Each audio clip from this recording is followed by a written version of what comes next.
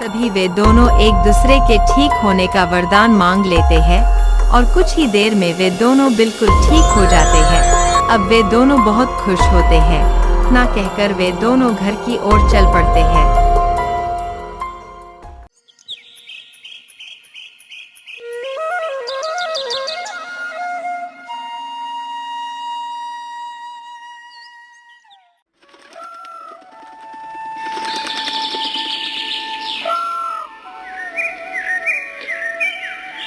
एक बार की बात है, किसी एक छोटे से गांव में मोहन नाम का एक व्यक्ति अपने परिवार के साथ रहता था। उसके परिवार में बड़े भाई, भाभी और पिताजी थे। किसी दुर्घटना के दौरान उसका एक हाथ चले जाने के कारण वह बहुत दुखी था। पिछले कुछ दिनों से रामलाल यानी मोहन के पिताजी की तबीयत बहुत ही खराब है। अब मुझसे सहन नहीं हो रहा, मुझे बहुत कष्ट हो रहा है बेटा। पिताजी, पिताजी आप शांत हो जाइए। सुनो बेटा, मैंने अपनी जिंदगी में बहुत कष्ट उठाकर तुम दोनों के लिए कुछ धन जमा किया है, जिससे तुम दोनों भाई एक साथ मिलकर अपना जीवन बिता पाओ। अरे रतन, तू मेरा बड़ा बेटा है, तू मुझसे एक वादा कर। कहिए पिताजी। मोहन तेरा छोटा भाई है और बचपन से इसका एक हाथ नहीं है। इसे ठीक कराने की बहुत कोशिश की, लेकिन ये ठीक नहीं हुआ। तो तू मुझे ये वादा कर कि मेरे मर जाने के बाद तू अपने छोटे भाई मोहन का ख्याल रखेगा। तू इसे कभी भी अकेला महसूस नहीं होने देगा। अरे पिताजी, आप इसकी चिंता मत कीजिए, मैं मोहन का अच्छे से ख्याल रखूंगा। और इतने ही बीच में रामलाल मर जाता है। पिताजी, पिताजी आप हमें छोड़कर चले गए, अब मेरा इस दुनिया में कोई नहीं है। पिताजी उठिए, आपको मेरी कसम है, हमें छोड़कर आप नहीं जा सकते। पिताजी उठिए, आप हमें छोड़कर नहीं जा सकते। ये सब इस मोहन की वजह से हुआ है। पिताजी हमेशा इस मोहन की चिंता करते रहते थे। आज इसकी चिंता ही पिताजी को लेकर डूब गई। तुम बिल्कुल ठीक कह रही हो भाग्यवान। मोहन, अभी रोना धोना बंद करो, हमें पिताजी को शमशान भी लेकर जाना है। फिर इसी प्रकार से रामलाल का अंतिम संस्कार कर दिया जाता है।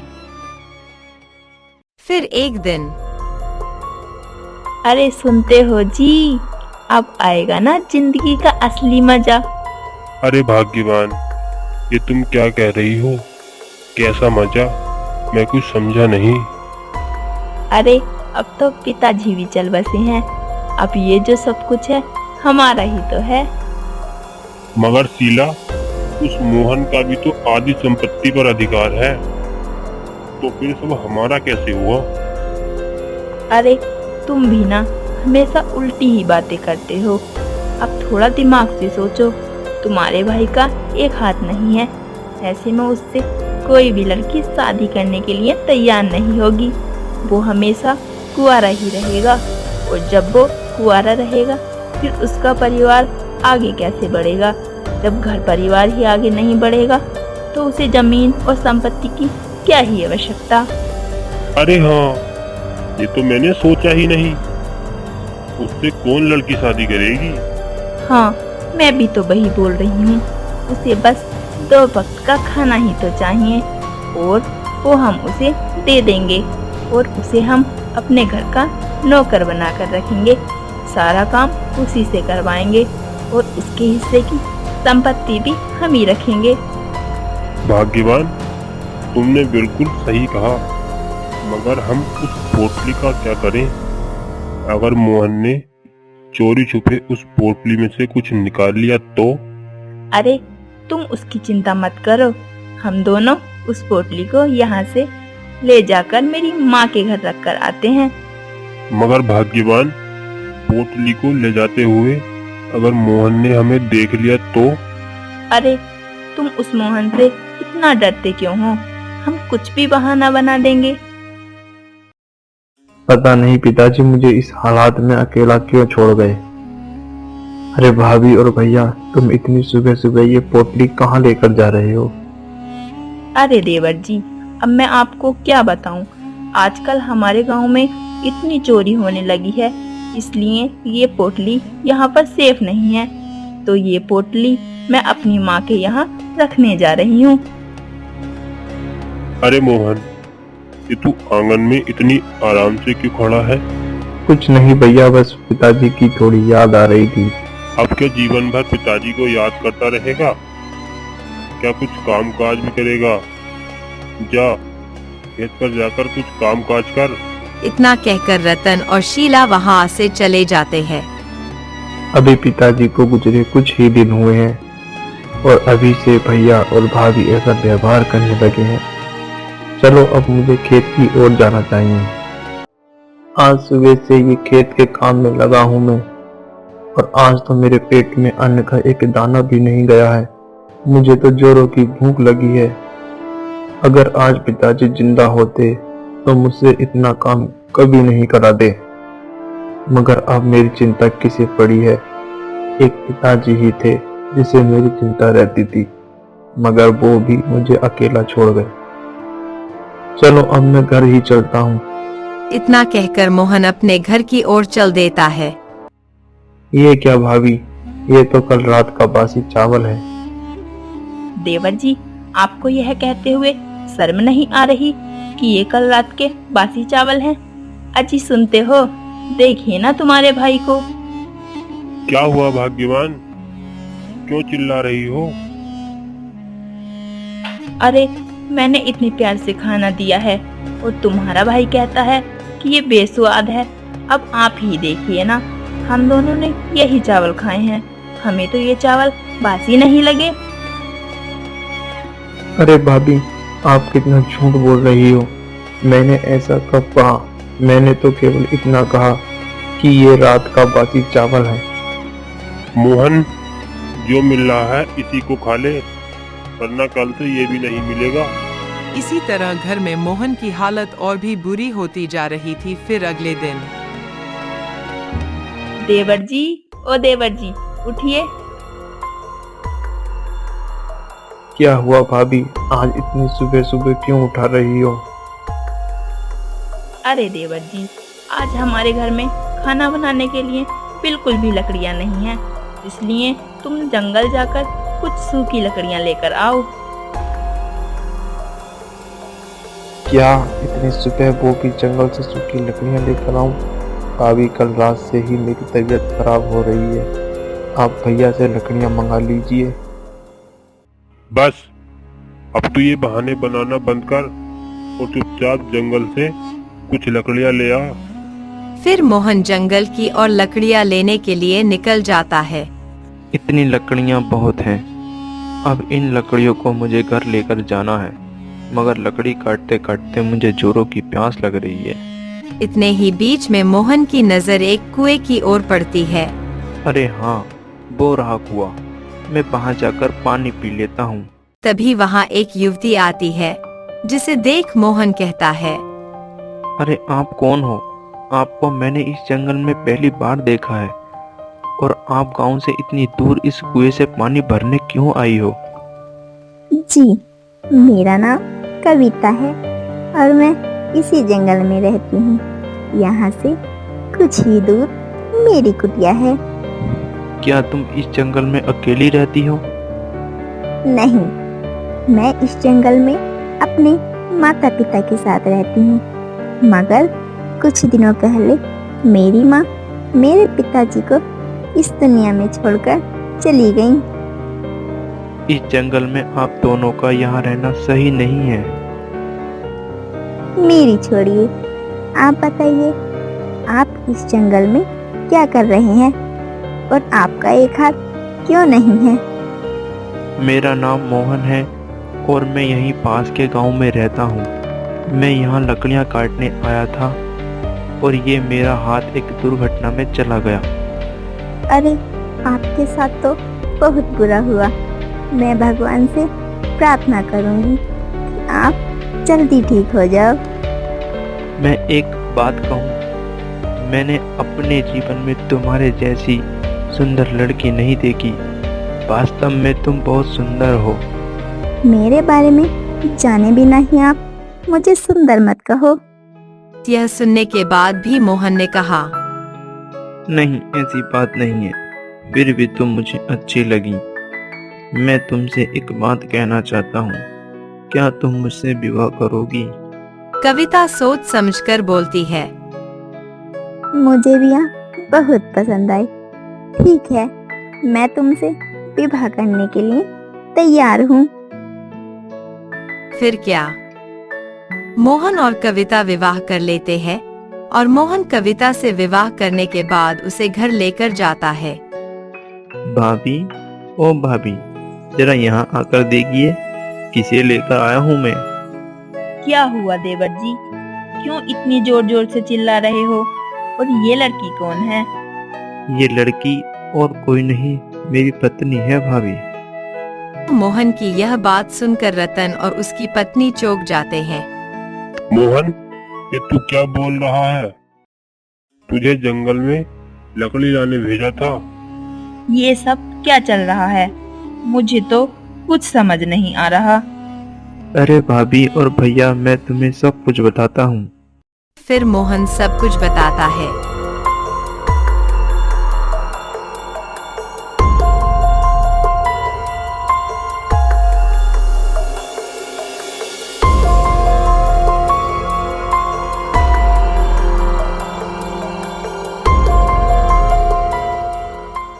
फिर क्या, हम दोनों ने शादी कर ली। अरे मोहन, क्या तू अब इतना बड़ा हो गया है कि तूने हमसे एक बार भी नहीं पूछा और तूने अकेले ही शादी कर ली? वो सब ठीक है, पर देवर जी, ये आपने कैसी लड़की से शादी कर ली? इसकी तो एक आँख खराब है। अरे भाभी, आप ऐसा मत कहिए, मैंने इसे पसंद किया है और आप भूल रहे हैं कि मेरा एक हाथ नहीं है। और इस बेचारी ने भी तो मुझे पसंद किया है और हम दोनों आपस में बहुत खुश हैं। भले ही हमें कोई कुछ भी कहे, हमें उससे कोई फर्क नहीं पड़ता। आज से कविता भी यहीं रहेगी हमारे साथ। नहीं बाबा नहीं, मैं इस कलमुही को इस घर में बिल्कुल नहीं रहने दूंगी। भला आप भाभी इस घर में इसे क्यों नहीं रहने दोगी? जितना इस घर में आप दोनों का अधिकार है, उतना ही हम दोनों का अधिकार है। अरे देखो तो, इससे शादी करे अभी कुछ ही समय बीता है और ये कितना बोलने लगा है। मोहन, एक बात कान खोल कर सुन ले, इस कलमुरी लड़की को हम इस घर में बिल्कुल नहीं रखेंगे। तुझे रहना है तो रह, वरना तू भी यहाँ से चला जा। भला ये यहाँ क्यों नहीं रहेगी? ये मेरी पत्नी है। पिताजी ने मरते समय कहा था कि संपत्ति पर हम दोनों का आधा आधा अधिकार है, तो हमारा भी इस घर पर अधिकार है। अरे तेरे इलाज में पिताजी ने हमारी आधी से ज्यादा संपत्ति बेच दी, मगर तू ठीक नहीं हुआ। तेरे हिस्से की सारी जमीन बेचकर पिताजी ने तेरा इलाज करा दिया। अब तेरा यहाँ कुछ नहीं रहा। भैया, आप ये बिल्कुल सही नहीं कर रहे हो। अरे आप रहने दीजिए, हम दोनों यहाँ से चलते हैं। मगर कविता, हम जाएंगे कहाँ? वो सब छोड़िए। इतना कहकर मोहन और कविता दोनों घर छोड़कर चले जाते हैं। अरे वाह, आज तो मजा ही आ गया। तुम्हारे भाई ने खुद के पैरों पर खुद ही कुल्हाड़ी मार ली। हम तो सोचते थे कि इस टुंटे को जिंदगी भर नौकर बनाकर रखेंगे और इसकी सारी संपत्ति हमारी, मगर आज तो सारी संपत्ति खुद ही हमारे लिए छोड़ गया। देखते हैं अब वो कलमुही के साथ कहाँ जाता है। तुमने बिल्कुल सही कहा भाग्यवान, अब हमें उस टूटे से हमेशा हमेशा के लिए छुटकारा मिल गया। इधर मोहन और कविता एक पेड़ के नीचे कुछ बातें कर रहे थे। कविता, मुझे माफ करना। मैंने तो सोचा था कि मैं तुमसे शादी करने के बाद तुम्हें सुख दे पाऊंगा। इसमें तुम्हारी कोई गलती नहीं है। तुमने तो मेरे लिए अच्छा ही सोचा था। मेरा ही दुर्भाग्य है जो मैं ऐसी दिखती हूँ। जिस कारण मुझे कोई पसंद नहीं करता और मेरे कारण तुम्हें भी अपना घर छोड़ना पड़ा। नहीं कविता, मेरे भाई और भाभी मुझसे छुटकारा ही चाहते थे। उन्हें तो बस कोई कारण चाहिए था घर से निकालने के लिए, और आज उन्होंने वही किया, हम दोनों को घर से भगा दिया। हे भाग्यवान, अब मैं तुम्हें लेकर कहाँ जाऊंगा? मुझे तो कुछ समझ ही नहीं आ रहा। तुम बिल्कुल भी चिंता मत करो, अब से हम दोनों हमारे घर में रहेंगे। अरे नहीं, मैं तुम्हारे घर कैसे जा सकता हूँ? बल्कि मेरा कर्तव्य बनता है कि मैं तुम्हारा ख्याल रखूं, और तुम कह रही हो कि तुम मेरे घर चलो। मैं तुम्हारे ऊपर बोझ नहीं बनना चाहता। अरे तो फिर हम दोनों कहाँ रहेंगे? मेरी बात मानो और मेरे साथ मेरे घर चलो, हम दोनों वहीं रहेंगे। तो मोहन मन ही मन सोचता है। कविता बिल्कुल सही कह रही है, अब तो कोई दूसरा रास्ता भी नहीं है। ठीक है भाग्यवान, हम दोनों वहीं चलते हैं। इतना कहकर वो दोनों कविता के घर जाने लगे। घर पहुंचने के बाद अरे बेटी और दामाद जी, तुम दोनों ने इतना मुंह क्यों उतारा है? पिताजी, मैं आपको क्या बताऊं? फिर कविता ने अपने पिताजी को सारी बातें बताई।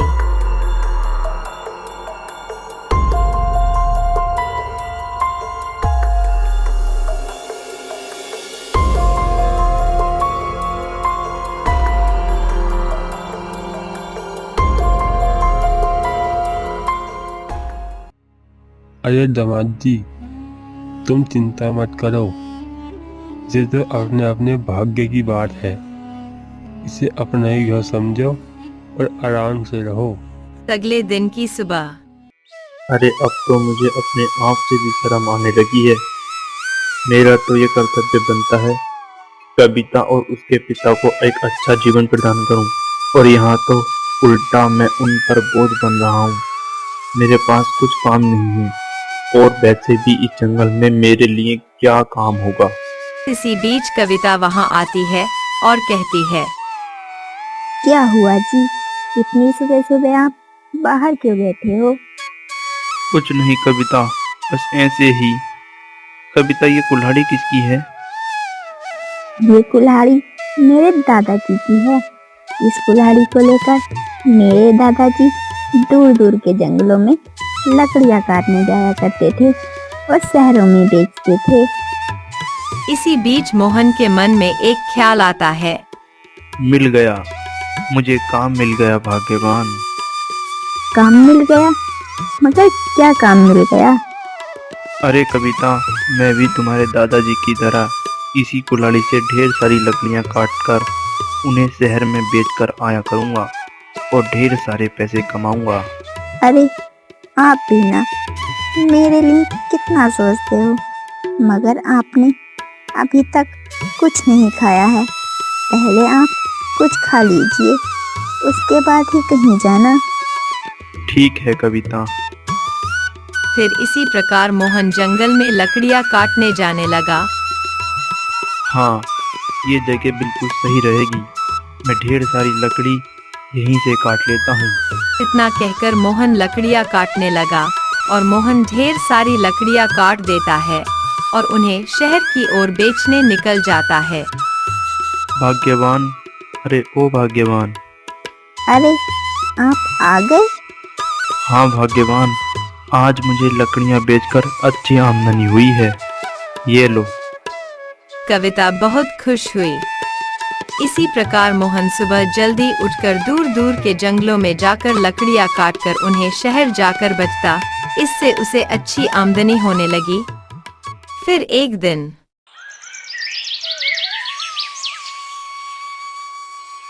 अरे इस कुएं में तो किसी जानवर का शव पड़ा है। इस कुएं का पानी ले जाना सही नहीं होगा। सुनो जी, आज जब मैं कुएं पर पानी लेने गई तो उसमें किसी जानवर का शव पड़ा था, जिस वजह से मैं पानी नहीं ला पाई। अरे भाग्यवान, जब हमारे घर के पास में इतनी बड़ी नदी है तो फिर तुम उस कुएं पर पानी लेने क्यों जाती हो?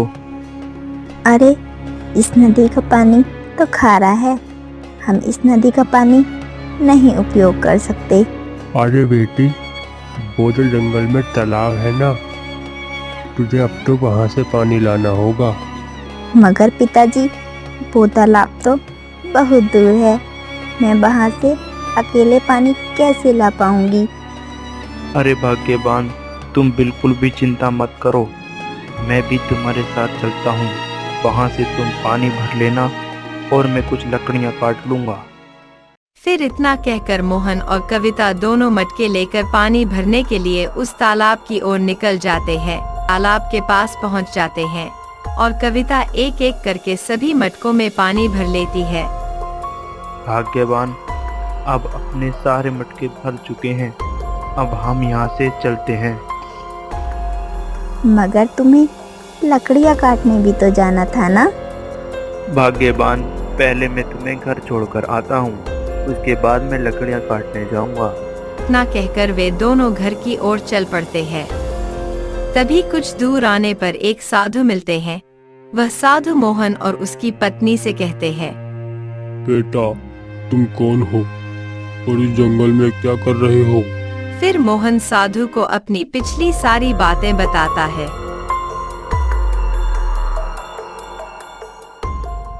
जिसे सुनकर वह साधु भावुक हो जाते हैं और कहते हैं, अरे बेटा और बेटी, तुम दोनों की कहानी तो दुखों से भरी है और तुम्हारे भैया भाभी ने भी तुम्हारे साथ अच्छा व्यवहार नहीं किया।